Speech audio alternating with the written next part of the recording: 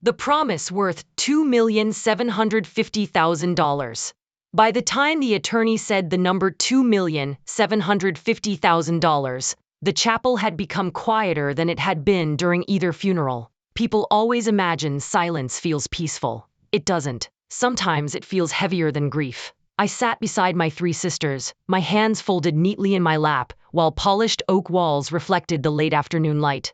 The scent of white lilies still lingered in the air, mixing with old wood and fresh rain drifting through the open doorway. We had buried our father 12 weeks after losing our mother. No amount of success in my career had prepared me for that kind of emptiness. My clients often tell me that crisis reveals character, I used to say.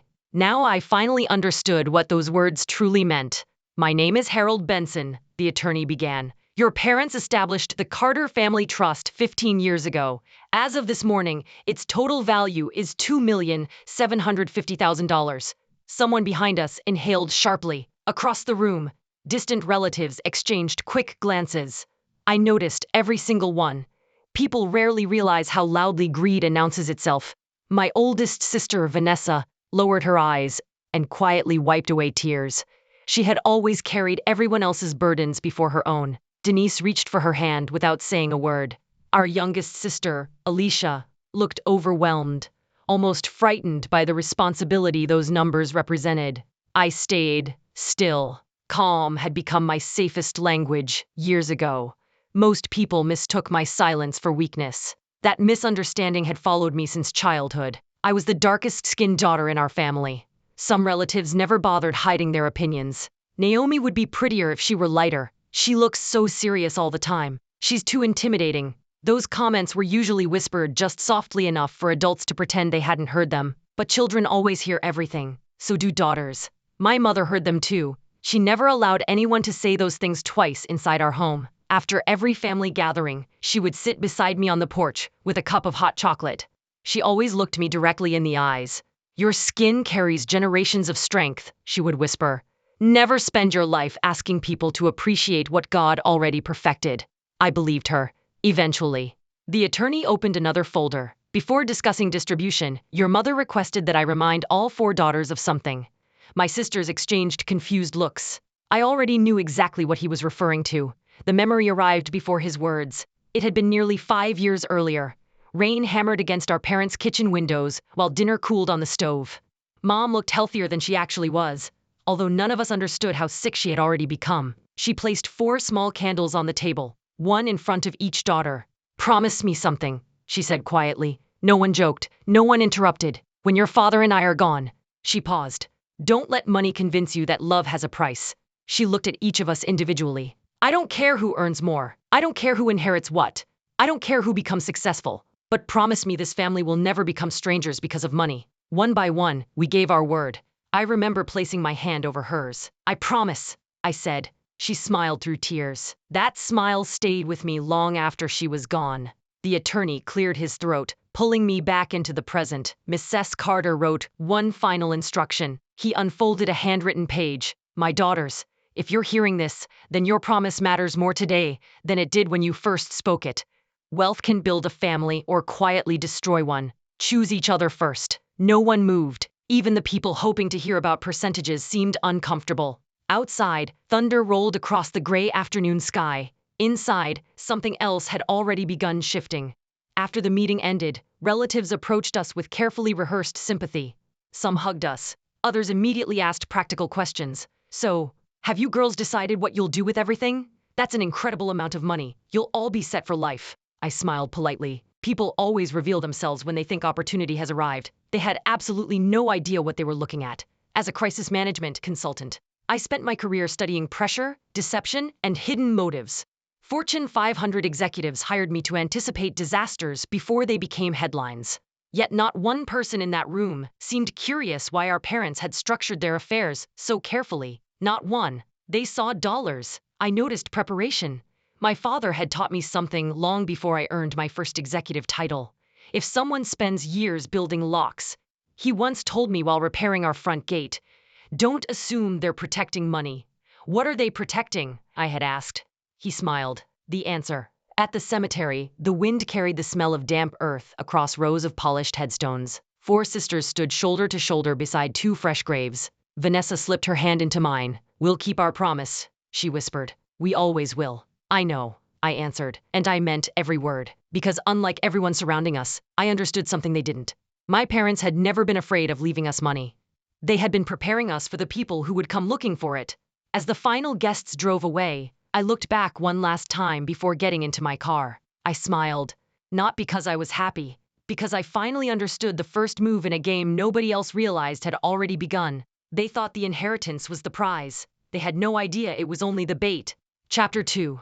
4 Sisters Against the World. The morning after we buried our father, the house felt unfamiliar, without the sound of either parent moving through it.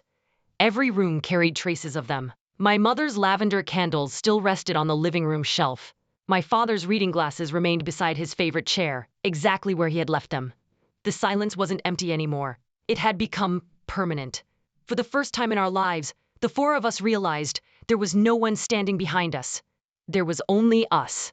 Vanessa gathered us around the kitchen table the following Saturday morning. The clock on the microwave flashed 8:30 a.m., blinking because none of us had remembered to reset it after the power outage earlier that week. She poured coffee into 4 mismatched mugs before speaking. "We made Mom a promise," she said softly. "We're going to keep it."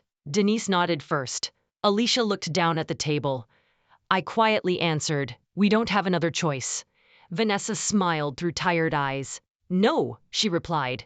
"We do have a choice. We choose each other." Those words became the foundation of everything that followed. The trust existed, but our parents had structured it carefully. Most of the assets remained protected through long-term investment provisions, property restrictions, and phased distributions. We weren't suddenly wealthy women carrying blank checks. We still had mortgages, insurance premiums, taxes, student loans, and ordinary bills arriving every month. Money looked impressive on paper. Real life rarely respected paper. Vanessa worked longer hours as a pediatric nurse, often returning home after 12-hour shifts with sore feet and a smile she somehow managed to preserve. Denise accepted additional contracts as an elementary school counselor because she refused to let children feel invisible. Alicia finished graduate school while balancing 2 part-time jobs that barely covered tuition.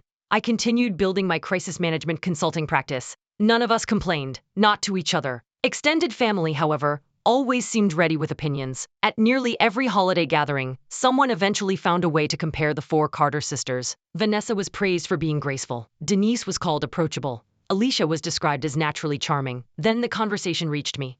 "Naomi has always been intense. She's successful because she doesn't smile enough. She scares people." Sometimes the comments became quieter. "She's beautiful in her own way. If only she had inherited more of her mother's complexion." The room usually fell silent afterward. Nobody apologized. Nobody challenged them. Except Vanessa. One Thanksgiving afternoon, she calmly placed her fork onto her plate. "My sister doesn't need lighter skin," she said evenly. "She deserves better relatives." No one answered. Conversation changed immediately. I never forgot that moment. Neither did she. Those experiences taught me something valuable.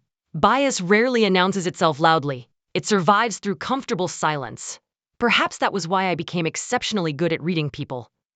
As my consulting business expanded, corporations hired me to navigate executive scandals, hostile negotiations, and organizational crises. My clients included healthcare systems, technology firms, nonprofit foundations, and investment groups facing public scrutiny. Confidentiality became my greatest professional asset, so I rarely discussed work with anyone outside my office. Even my sisters assumed I was doing well enough to stay busy.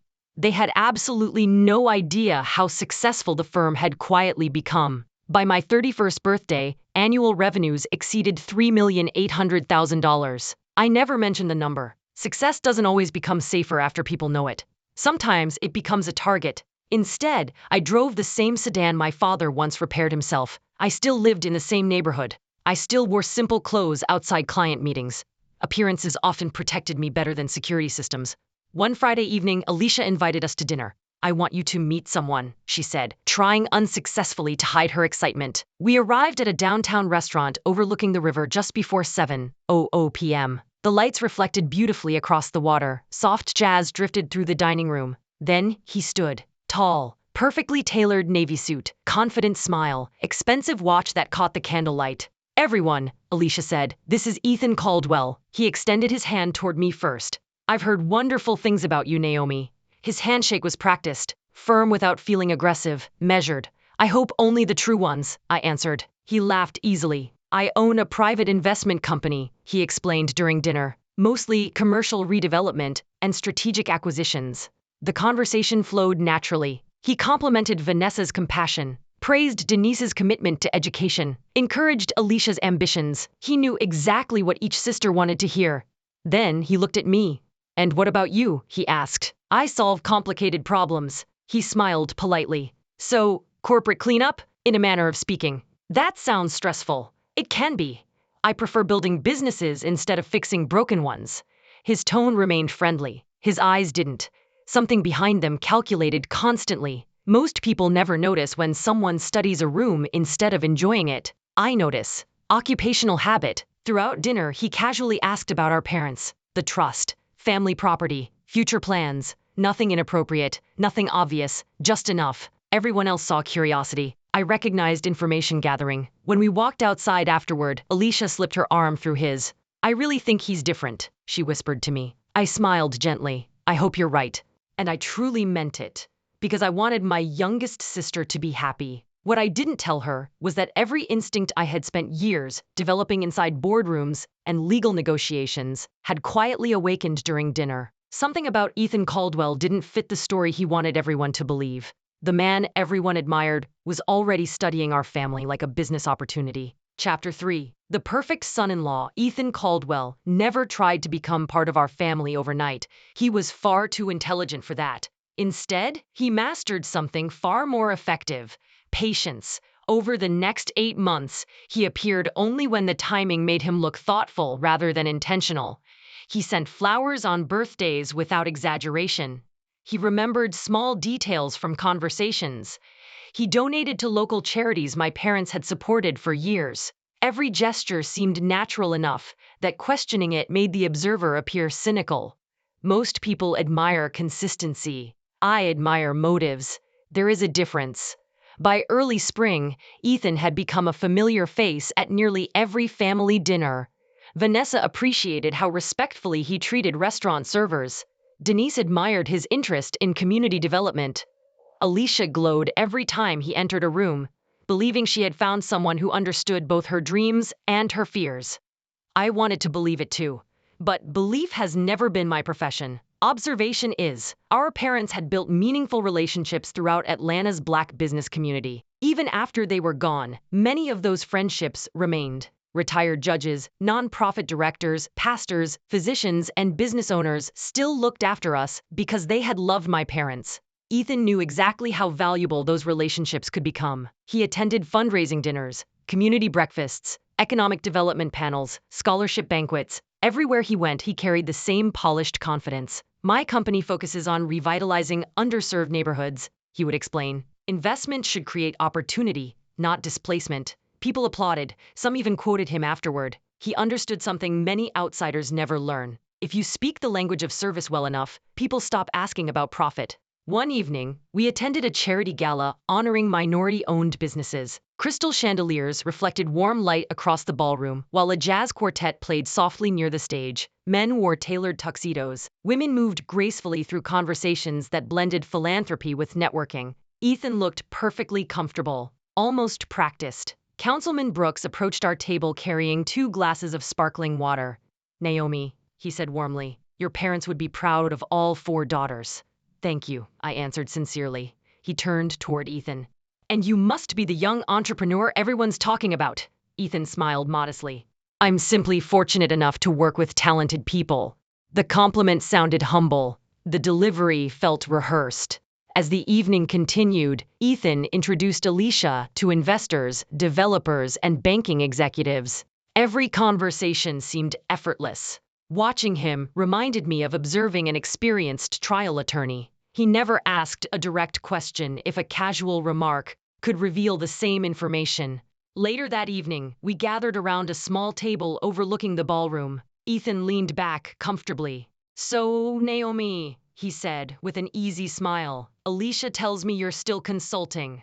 "I am. What exactly does that involve?" "I help organizations navigate crises." He nodded thoughtfully. "So you clean up other people's mistakes?" The table laughed politely. I smiled. Sometimes. I've always preferred creating successful companies instead of repairing damaged ones. His voice remained pleasant, almost friendly. You must spend most of your time dealing with lawsuits, scandals, and executives who ignored obvious warnings. I spend most of my time helping people protect what they've built. He lifted his glass. I suppose every business has someone willing to handle unpleasant work. Vanessa changed the subject before anyone else noticed the insult. I let it pass. People often mistake restraint for surrender. What they didn't know was that every word Ethan spoke told me more about him than he intended. Successful leaders usually respect expertise different from their own. Insecure ones dismiss it. The distinction matters. Weeks passed, then months. Ethan's redevelopment company continued expanding across several neighborhoods. New announcements appeared online almost weekly. Commercial renovations, mixed-use projects, business incubators. Everything looked impressive from the outside, yet small details refused to align. One Tuesday morning, while reviewing a client's litigation strategy, I received a call from Marcus Ellis, owner of a Black-owned construction company my father had once recommended. "Naomi," he said quietly, "have you heard anything about Caldwell Development?" "No." "Happened?" They said, "Financing changed." I made a note. 2 weeks later, another familiar business owner called, then another, a family-owned landscaping company, a minority architectural firm, a catering service, different stories, identical outcome. Contracts disappeared, payments stalled, promises dissolved, no lawsuits, no headlines, just struggling businesses, quietly absorbing losses. They could barely survive. Patterns rarely announce themselves dramatically. They whisper. Most people never hear them. I always do. Curiosity led me to review public filings available through state corporate records. Everything appeared legal at first glance. Multiple limited liability companies, layered ownership structures, frequent asset transfers between affiliated entities. Complicated, but not necessarily improper. Still, the structure felt unusually aggressive for a company claiming community-centered redevelopment. One Saturday afternoon, I mentioned my concerns while helping Vanessa prepare lunch. "I think Ethan's company deserves a closer look." She paused while slicing tomatoes. "Naomi, I'm serious. Do you have evidence?" "Not yet." She sighed gently. "Then maybe you're looking for problems because protecting people has become your career." Her words weren't cruel. They were hopeful. She wanted me to be wrong. So did I. That evening, Alicia stopped by my office carrying coffee. "You don't like him," she said softly. "I don't know him well enough to dislike him. Then why keep questioning everything?" I looked through the window toward the city skyline glowing beneath the setting sun. "Because sometimes the most dangerous people never raise their voices." She smiled patiently. "He's making me happy. I know. And he believes in our family's future." I reached across the desk and squeezed her hand. "I want someone who deserves that future." She left believing I worried too much. Perhaps everyone did. Maybe they were right. Or maybe experience had simply taught me that deception rarely looks threatening. It usually arrives wearing expensive suits, generous smiles, and impeccable manners. I wasn't afraid of the man smiling across the dinner table. I was afraid of what he was hiding. Chapter 4. The betrayal behind the signature. The invitation arrived on a Thursday morning. Alicia wanted all 4 sisters together for dinner at Ethan's newly renovated office overlooking downtown. She sounded excited on the phone, almost breathless. "I have something amazing to show everyone," she said. "I'll be there," I answered. By 6:45 p.m., I stepped into the building's private conference suite. Floor-to-ceiling windows framed the city skyline as sunset painted everything in shades of gold and copper. A polished walnut table dominated the room. Leather folders rested neatly in front of each chair, beside crystal glasses filled with sparkling water. Nothing had been placed there accidentally. Ethan greeted me with the same polished smile. "Naomi, glad you could make it." I returned the smile without matching his warmth. "I wouldn't miss my sister's good news." Vanessa hugged me. Denise squeezed my shoulder. Alicia looked happier than I had seen her in months. For one brief moment, I hoped my instincts had been wrong.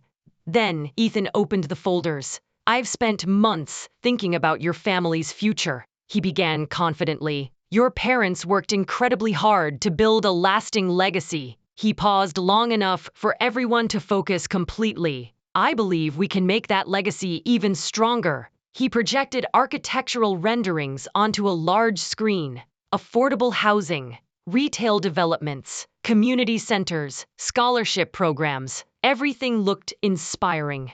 Every image had been designed to appeal to both emotion and logic. I've created a partnership structure, he continued, that allows the Carter Family Trust to participate in these developments while protecting everyone's financial interests.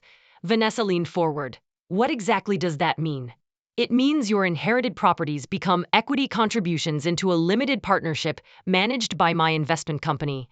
In return, each of you receives ownership units, annual distributions, and long-term appreciation. The explanation sounded simple, too simple.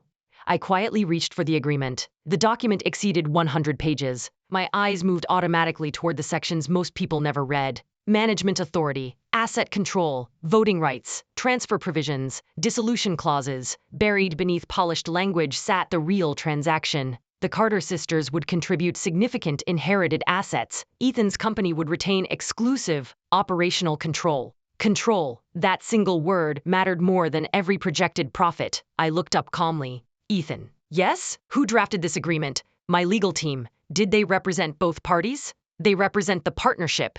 That's not what I asked. The room became noticeably quieter. His smile remained perfectly composed. Independent counsel is available if anyone wants additional review. I turned another page. There isn't a mandatory fiduciary obligation requiring your management company to prioritize the trust's interests. He folded his hands comfortably. That's standard. It isn't standard for agreements involving closely held family assets. Alicia frowned. Naomi, I continued reading. The removal provisions require an 80% ownership vote. Ethan nodded. Correct. There are only 4 beneficiaries. Yes. So once management begins, replacing your company becomes practically impossible. He chuckled lightly. I think you're overanalyzing routine legal language. Routine. Interesting choice. The room shifted uncomfortably. Vanessa finally spoke. Naomi, are you saying something is actually wrong? I'm saying nobody should sign anything tonight. Ethan leaned back in his chair. I completely understand professional skepticism. His voice remained calm. But sometimes, opportunities disappear while people hesitate.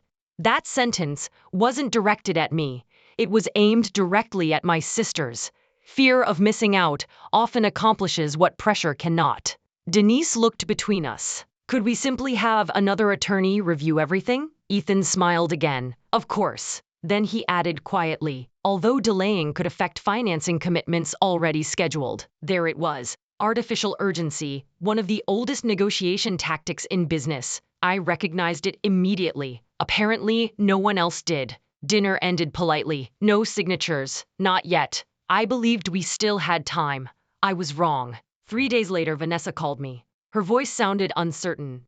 We're meeting Ethan again this afternoon. I'll come. He actually asked that this just be immediate family and his attorneys. I closed my office door. Vanessa. Yes? Don't sign anything. Silence. Then she answered carefully. You always assume the worst. I prepare for it. Maybe that's the problem. The line went quiet. By the time I reached Ethan's office, the meeting had already ended. 4 signature pages. 4 completed transactions. Everything had changed. Alicia met me in the lobby. We signed. My stomach tightened. You what? Ethan answered every question. You waited until I wasn't there. She crossed her arms defensively. You don't trust anyone. I trust evidence. You don't trust happiness. I looked toward the elevators. No, I don't trust pressure. Family dinner the following weekend became something entirely different. News of the partnership had already spread among relatives. Everyone seemed impressed. Smart move, Uncle Raymond declared proudly. Ethan's exactly the businessman this family needed. Another aunt smiled toward me. You've always been ambitious, Naomi. The room fell quiet. But sometimes ambition makes successful women intimidating. Someone laughed softly. Another relative added, not everyone sees danger everywhere. Then came the comment I had heard in different forms my entire life. Maybe if Naomi smiled more, people wouldn't think she's so difficult. No one mentioned my complexion directly. They didn't have to. I knew exactly what they meant. Confidence looked different on me than it did on lighter-skinned women. It always had. Vanessa avoided my eyes. Denise stared at her plate. Alicia defended Ethan. He's trying to help us. I asked only one question. Did any of you hire independent counsel before transferring family assets? Nobody answered. Instead, Ethan spoke calmly. I appreciate your concern. Then he smiled. But I think your sisters deserve the freedom to make their own decisions. There it was. He had quietly transformed me from protector into obstacle. Brilliant, painful, effective. For the first time in our lives, my sisters chose someone else over me. Not because they stopped loving me, because they believed him more than they believed my judgment. I stood slowly. I hope all of you are right. No anger, no accusations, no dramatic exit, just honesty. Outside, cold night air wrapped around the city as I drove back to my office. Midnight arrived unnoticed while Atlanta's skyline shimmered beyond my windows. I sat alone without turning on the lights. Every warning I had offered replayed inside my mind. Every conversation, every hesitation, every ignored instinct. Then something inside me finally became still. I realized a truth no strategy could avoid. You cannot rescue people who insist on trusting the person drowning them. You can only prepare for what comes next. I closed the partnership documents, stopped chasing their approval, stopped trying to convince people determined not to listen. The woman who kept pleading for everyone to see the danger quietly disappeared in that dark office. What remained was someone far more patient, far more strategic. That was the night Naomi Carter disappeared forever. Chapter 5. The File My Grandfather Saved. 3 days after I walked away from my sisters, my office phone rang at exactly 8:12 a.m. The number on the screen wasn't familiar. I answered anyway. Naomi Carter speaking. A calm, elderly voice replied. My name is Walter Grayson. The first served as your grandfather's attorney for nearly 38 years. I sat straighter without realizing it. My grandfather? Yes. A brief silence followed. He instructed me to contact you under very specific circumstances. My heartbeat remained steady, but every instinct sharpened. What circumstances? The moment your family's inherited real estate came under outside operational control. I didn't answer. I didn't have to. Mr. Grayson already knew. I believe, he continued quietly, that moment has arrived. He invited me to his office for 10:30 a.m. I canceled every meeting on my calendar. His office occupied the 3rd floor of a century-old brick building overlooking the courthouse square. The walls displayed framed photographs dating back decades. Leather-bound law books filled dark oak shelves from floor to ceiling. Everything smelled faintly of polished wood, old paper, and fresh coffee. Mr. Grayson stood as I entered. He had silver hair, careful posture, and kind eyes that carried the weight of thousands of difficult conversations. You look just like your father when he was your age, he said. I've heard that before. He smiled. I imagine you have. After offering coffee, he closed the office door himself. Then he walked toward an antique filing cabinet tucked against the far wall. From its lowest drawer, he removed a thick sealed portfolio wrapped in dark blue archival cloth. He placed it gently on the conference table. Your grandfather delivered this personally. The room suddenly felt smaller. He instructed me never to release it unless 2 conditions were satisfied. What conditions? First, both your parents had to be deceased. His voice softened. Second, someone outside the Carter family had to obtain management authority over inherited assets. My stomach tightened. My grandfather had anticipated this. Years ago, long before Ethan Caldwell ever appeared, Mr. Grayson slid the portfolio toward me. It's yours. I carefully untied the ribbon. Inside rested neatly organized folders, labeled in my grandfather's precise handwriting. Original property deeds, trust amendments, private correspondence, financial analysis, contingency instructions. At the bottom lay a small encrypted flash drive inside a protective evidence envelope. I looked up. What is all this? Mr. Grayson folded his hands. Preparation. The first opened the first folder. Original deeds proving ownership history. Every transfer, every recorded restriction, every notarized signature. Nothing unusual. The second folder contained trust amendments signed over several years. I immediately noticed provisions absent from the copies Ethan's attorneys had referenced during the partnership presentation. Someone had relied on incomplete documentation. Interesting. Very interesting. The third folder held letters exchanged between my father and grandfather. One sentence stopped me completely. If I'm wrong, burn these papers. If I'm right, Naomi will know exactly what to do. I read it twice. Then, a third time. My father hadn't simply trusted me. He had planned for me. Mr. Grayson quietly placed another folder beside me. You should read this one next. Across the tab, someone had typed, Forensic Accounting Review. I opened it slowly. Dozens of financial analyses examined complex transactions surrounding family properties over nearly 6 years.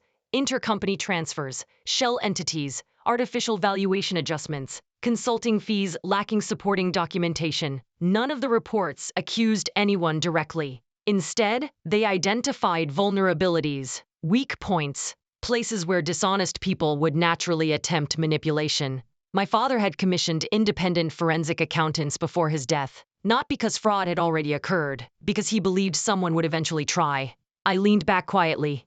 He expected this. Mr. Grayson nodded. Your father believed significant wealth attracts two kinds of people, builders and hunters. He smiled gently. He used exactly those words. My father knew me too well. What about the flash drive? That was finalized only 3 months before his passing. I inserted it into my encrypted laptop. A password prompt appeared. Without thinking, I typed the phrase my mother repeated throughout childhood. Choose each other first. The drive unlocked immediately. Hundreds of encrypted files appeared, board minutes, financial statements, property surveys, email archives, recorded conversations, digital copies of original partnership negotiations involving historical family assets. Nothing illegal, everything documented. Every document had been organized chronologically. My father hadn't left accusations. He left evidence. There is a profound difference. Evidence survives emotion. Accusations rarely do. I spent 4 uninterrupted hours reviewing the material. The deeper I looked, the clearer everything became. Ethan's partnership structure wasn't random. It mirrored weaknesses my father had specifically anticipated years earlier. Whether coincidence or design no longer mattered. The legal exposure was substantial. I closed the laptop carefully. Emotion would accomplish nothing now. Precision would. Back at my office, I called exactly 4 people. First, a nationally respected forensic accountant. I need a confidential asset tracing engagement. Second, a former federal financial investigator now working privately. I want every affiliated company connected to Caldwell Development. Third, a corporate litigation attorney I trusted completely. I'll need privilege established before documents begin moving. Finally, an expert in trust and fiduciary litigation. I believe beneficiary interests may have been compromised. No dramatic speeches, no threats, no public accusations, just professionals doing exactly what professionals are trained to do. Within 48 hours, secure data rooms had been established. Document preservation notices were prepared. Corporate records requests were filed. Independent valuation specialists began reviewing transferred properties. Private investigators quietly mapped ownership structures across dozens of interconnected business entities. My team asked only factual questions. Facts never panic. People do. Meanwhile, Ethan continued attending charity events beside Alicia, smiling for photographs and speaking confidently about community investment. My sisters believed their future had never looked brighter. Our relatives praised his leadership. They thought they were watching a family rise into a new chapter. They had absolutely no idea another story had already begun. A story written in original signatures, hidden amendments, encrypted files, and patient preparation. I locked my grandfather's portfolio inside my office safe before switching off the lights. For the first time since signing those partnership documents, I felt completely calm. Not because the danger had disappeared, because I finally understood why my parents had prepared me instead of protecting me. Preparation lasts longer. They believed they had buried the truth beneath paperwork. They forgot who taught me how to read it. #Chapter 6. Let them celebrate. By the time Ethan unveiled his redevelopment proposal to the public, I had already learned something that changed the way I looked at victory. Real victories rarely begin with applause. They begin with paperwork. The ballroom shimmered beneath crystal chandeliers, their reflections dancing across polished marble floors as nearly 300 guests filled the historic hotel. Investors shook hands with city council members. Nonprofit directors exchanged business cards with developers. Reporters adjusted cameras near the stage, while servers moved quietly between conversations carrying silver trays of sparkling water and champagne. It was exactly the kind of room Ethan loved. Everyone important was there. Everyone influential was watching. He stood confidently behind the podium, beneath a towering digital rendering of what he called the Carter Legacy Redevelopment Initiative. The presentation showed affordable housing, restored storefronts, community gardens, and a business incubator that promised opportunity for hundreds of local families. The audience responded with enthusiastic applause. Our city deserves investment that honors its history while creating its future, Ethan said smoothly. This partnership represents more than construction. It represents hope. Another round of applause echoed through the room. I remained seated near the back, wearing a charcoal suit that blended into the crowd rather than drawing attention. Vanessa noticed me first. Relief briefly crossed her face before uncertainty replaced it. She approached quietly. "I'm glad you came. I said I would." She hesitated. "I wish things were different." "So do I." She looked as though she wanted to continue, but another guest interrupted her with congratulations about the project. She smiled politely and walked away. I watched without resentment, only observation. Across the room, my legal team wasn't sitting together. That had been intentional. One attorney spoke casually with a banker. Another reviewed messages on her phone. A forensic accountant quietly left the ballroom after receiving an email. Nothing appeared unusual. That was the point. 2 hours earlier, emergency motions had been filed under seal requesting temporary restrictions on several disputed property transfers. Independent financial institutions had already received preservation notices regarding specific accounts connected to the transaction. No headlines existed yet. No announcements had been made. The machinery of the law rarely made dramatic entrances. It simply started moving. Ethan invited several community leaders onto the stage. He praised Alicia's compassion. He complimented Vanessa's commitment to healthcare. He thanked Denise for believing in educational opportunity. Then his eyes found me. "And Naomi," he said with a practiced smile, "my future sister-in-law has built an interesting consulting business helping corporations solve difficult situations." A few polite laughs drifted across the room. "I've always wondered," he continued lightly, "whether there are enough corporate disasters to keep an entire firm busy." More laughter. I met his eyes, said nothing. Silence unsettles certain people far more than arguments ever could. He waited for a response. None came. He continued speaking, but I noticed something subtle. His attention kept returning to me. Not because I had challenged him, because I hadn't. People prepared for conflict often become uncomfortable when none arrives. The presentation resumed. Architectural drawings, financial projections, projected returns, community partnerships. Everything looked polished. Everything sounded convincing. Halfway through the keynote, a man in an expensive navy suit approached the side of the stage and quietly handed Ethan a cell phone. He glanced at the screen. His smile faded for less than a second. Then it returned. "Excuse me for just a moment," he told the audience. He stepped behind the curtain. Less than 2 minutes later, he returned. "Ladies and gentlemen, thank you for your patience." His voice remained steady.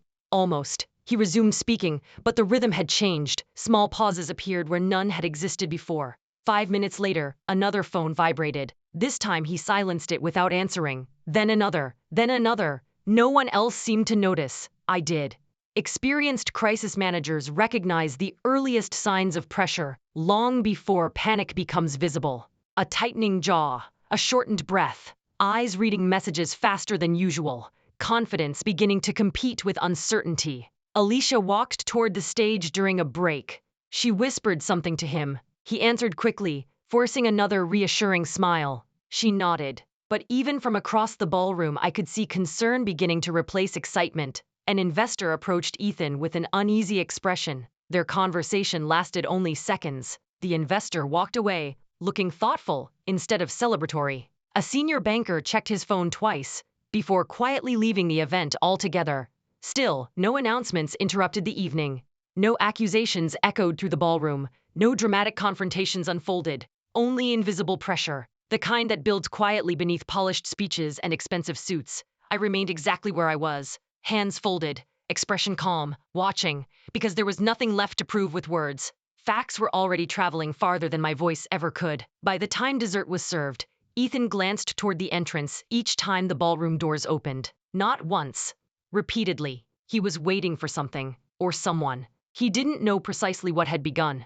He only knew control was slipping somewhere beyond the walls of the celebration he had carefully orchestrated. For the first time since I had met him, certainty no longer lived behind his smile. For the first time, his confidence cracked before anyone understood why. #Chapter 7, The Promise We Never Broke. The ballroom looked exactly as Ethan had always imagined it would. Crystal chandeliers cast warm light across polished marble floors, while the city's most influential people gathered beneath banners celebrating community investment. Judges exchanged conversations with nonprofit directors. Corporate executives greeted elected officials. Journalists adjusted cameras near the stage, waiting for another inspiring speech about rebuilding neighborhoods. Everything had been carefully arranged. Everything looked perfect. As I stepped through the entrance, conversations continued uninterrupted. I wore a sharply tailored black suit with a single silver brooch that had belonged to my mother. It wasn't chosen to impress anyone. It reminded me why I was there, not for revenge, for protection. Vanessa spotted me first. Relief flashed across her face before uncertainty replaced it. "You came," she whispered. "I said I would." She searched my expression, hoping to find anger. Instead, she found calm. That seemed to unsettle her more. Ethan stood confidently on the stage, smiling as photographers captured every angle. "Tonight," he announced, "we celebrate a partnership that will create opportunity for generations." Applause filled the ballroom. He thanked investors. He praised community leaders. He spoke warmly about my parents' legacy, carefully weaving their names into his vision until the audience believed the dream belonged equally to him. Then, his eyes found me. "Naomi," he said with a pleasant smile, "I'm glad you decided to support your family's future after all." Several guests turned toward me. I simply nodded, nothing more. Silence has a way of making confident people speak longer than they should. Ethan continued, "I know you had concerns about the legal structure. Fortunately, the rest of the family understood the opportunity." A few people laughed politely. He expected me to argue. I didn't. Instead, I walked toward one of the attorneys standing near the front of the room. She handed me a slim leather portfolio before quietly returning to her place. The audience watched with growing curiosity. Ethan folded his arms. "So," he said, "have you finally decided to congratulate us?" I opened the portfolio. "No." That single word echoed through the suddenly quiet ballroom. "I came because several documents require clarification." He smiled confidently. "My legal team reviewed every agreement." "I know. They're perfectly valid. We'll discuss that." A retired judge stepped closer. "So, there is a legal dispute?" I answered calmly. "There are legal questions." The distinction mattered. Questions invite evidence. Arguments invite emotion. I preferred evidence. I removed certified copies of the original trust amendments from the portfolio. The Carter Family Trust contains restrictions that were omitted from the documents presented to the beneficiaries. Murmurs spread through the room. Ethan laughed. "Old paperwork doesn't change executed contracts. It does when those contracts rely upon incomplete authority." His smile faded slightly. One of the attorneys representing a local bank requested the documents. After several minutes of careful review, his expression changed. He quietly called another attorney beside him. Neither man smiled. Ethan noticed. "You're making this unnecessarily dramatic." I ignored the interruption. "The original deeds require unanimous beneficiary approval for any transfer involving operational control." Vanessa looked at me. "What does that mean?" "It means the agreement presented to you did not accurately describe the authority being transferred." Denise covered her mouth. Alicia stared toward Ethan. "You told us everything had been reviewed." "It was," he answered quickly. "By whose lawyers?" I asked. "My lawyers." "Exactly." The room became painfully still. Ethan's confidence returned as he stepped away from the podium. "Naomi, you're trying to embarrass me because you never trusted this partnership." "No." "Then what is this?" "This is documentation."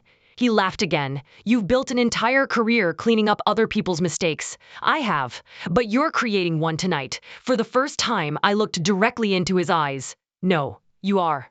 He shook his head. "This is ridiculous." His voice grew louder. "Your sisters signed voluntarily." "They did. They understood exactly what they were signing." I remained silent. He continued speaking. "They're intelligent women, yes. But they were emotional. They trusted family instead of reading contracts. Most people do." Several guests exchanged uneasy glances. He didn't notice. I simply presented an opportunity. His words accelerated. "They wanted to believe me." He pointed toward my sisters. "They weren't going to analyze legal language the way you would." Alicia's face turned pale. Vanessa whispered, "Ethan." He kept talking. "They relied on me." Another pause. "Frankly, I assumed they were too emotional to understand contracts anyway." Silence. Absolute silence.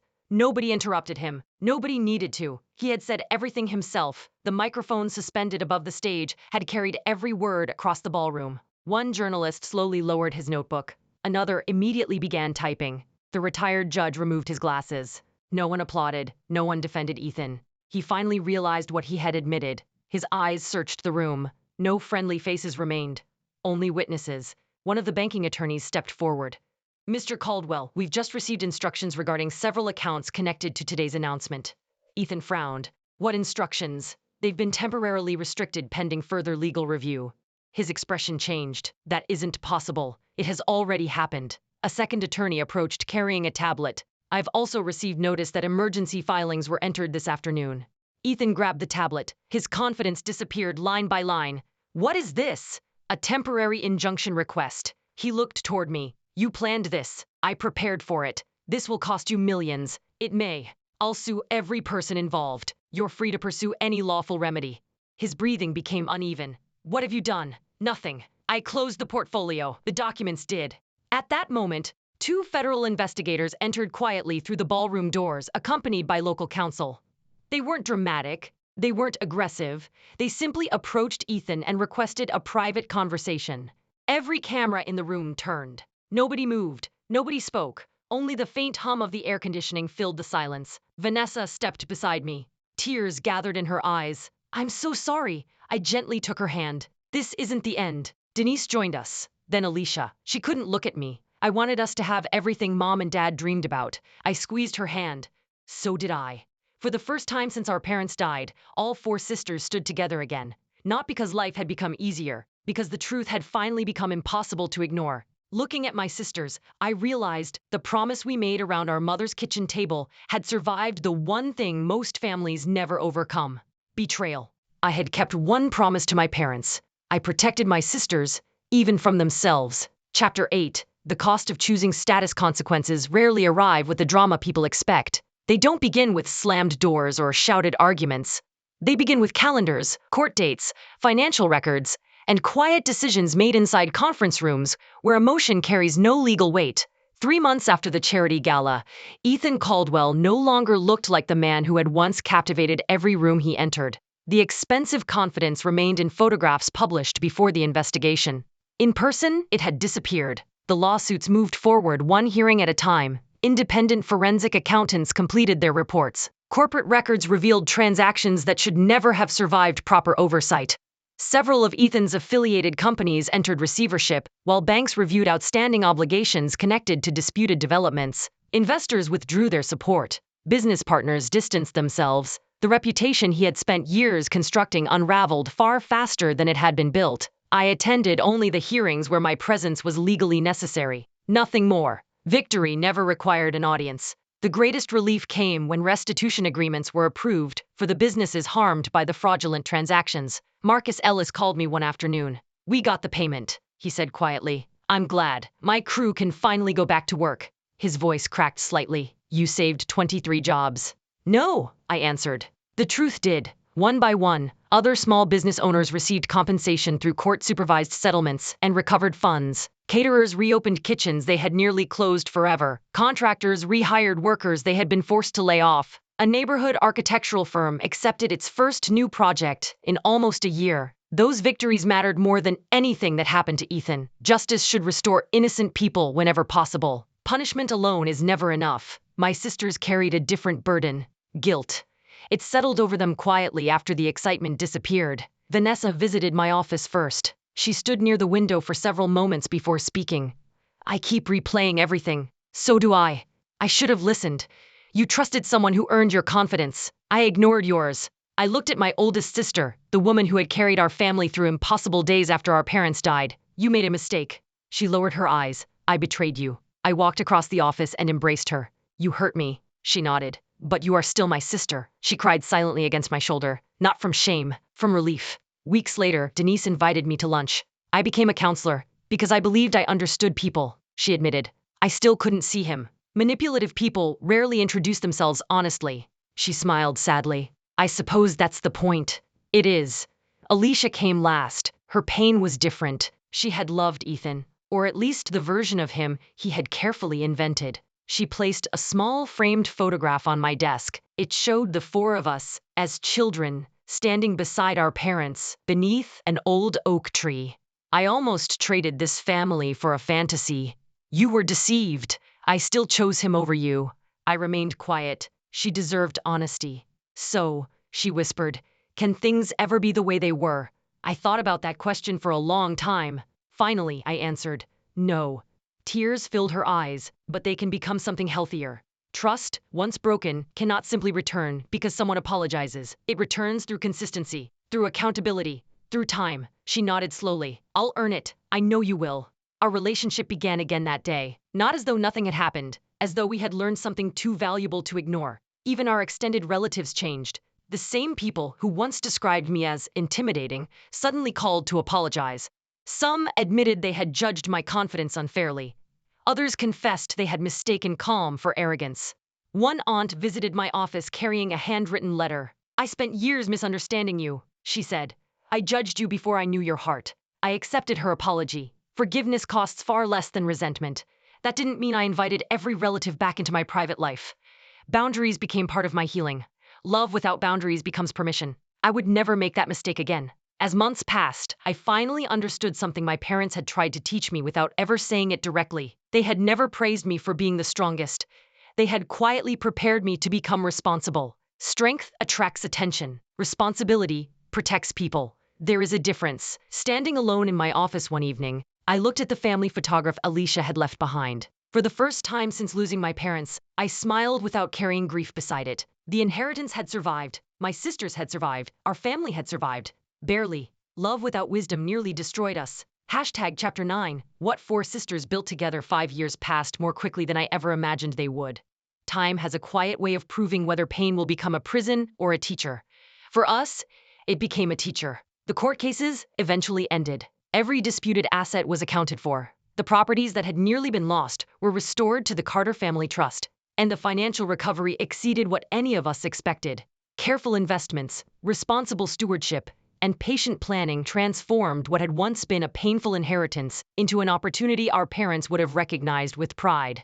This time, however, we made one decision differently. We refused to build our future around money alone. Instead, we built it around purpose. The four of us established the Carter Legacy Foundation, honoring both our parents and the promise we had made around our mother's kitchen table so many years earlier. Vanessa directed our family wellness initiatives, creating grants for neighborhood health clinics serving families who had long been overlooked. Denise led scholarship programs for students whose dreams were larger than their bank accounts. Every year, dozens of young people walked across graduation stages because someone believed in them before the world did. Alicia oversaw affordable housing partnerships, ensuring that redevelopment protected longtime residents instead of forcing them from the communities they had helped build. As for me, I created a legal education program that taught families, nonprofit leaders, and small business owners how to protect generational wealth before someone tried to take it away. Knowledge became our greatest investment. Every workshop filled another room. Every scholarship changed another future. Every family we helped reminded me why my parents had prepared me, instead of simply protecting me. Preparation multiplies, fear only survives. Sometimes I visited the foundation headquarters after everyone had gone home. The building stood on property that had almost slipped from our family's hands years earlier. Children's laughter echoed from the community center downstairs, while young entrepreneurs attended evening business classes upstairs. The sound always made me pause. That building represented far more than recovered real estate. It represented a choice. We could have spent years celebrating someone else's downfall. Instead, we spent those years creating someone else's beginning. One Saturday afternoon, all four sisters returned to our childhood home. The old oak tree still stood in the backyard. Its branches had grown wider. Its roots had grown deeper. In many ways, so had we. Vanessa smiled as she looked toward the porch. Mom would have loved this. Denise nodded. Dad would have inspected every financial report before approving it. We laughed together, the kind of laughter that only arrives after surviving something difficult. Alicia looked at me quietly. Thank you. I shook my head. We all kept the promise. She smiled. Not at first. No, I admitted. But eventually, that was enough. As I stand here now, telling you this story, I don't want you to remember the lawsuits or the betrayal more than anything else. Those moments mattered, but they were never the ending. If you've been betrayed by someone you trusted, I hope you remember this. Real revenge isn't humiliating another person. It's refusing to let their choices define your future. It's protecting innocent people when you have the chance. It's choosing wisdom over bitterness. It's forgiving without surrendering your boundaries. And it's building something so meaningful that the people who tried to break you become only a footnote in a much larger story. My sisters and I still disagree sometimes. We're still imperfect. We're still learning. But today, we stand beside each other with open eyes instead of blind trust. That difference changed everything. When I visit my parents' graves now, I no longer tell them how much I miss them. I tell them about the students receiving scholarships, the families buying their first homes, the entrepreneurs opening businesses, the children who will inherit opportunities instead of fear. Then I thank them, not for leaving us money, for leaving us values strong enough to survive temptation. When I walk away, I always smile, because I finally understand what my mother meant the night she asked us to make that promise. Money can build walls, love can build bridges. But wisdom is what teaches a family which one to choose. The greatest inheritance my parents ever gave us wasn't millions of dollars. It was 4 sisters who finally learned that standing together is the one fortune no one can ever steal.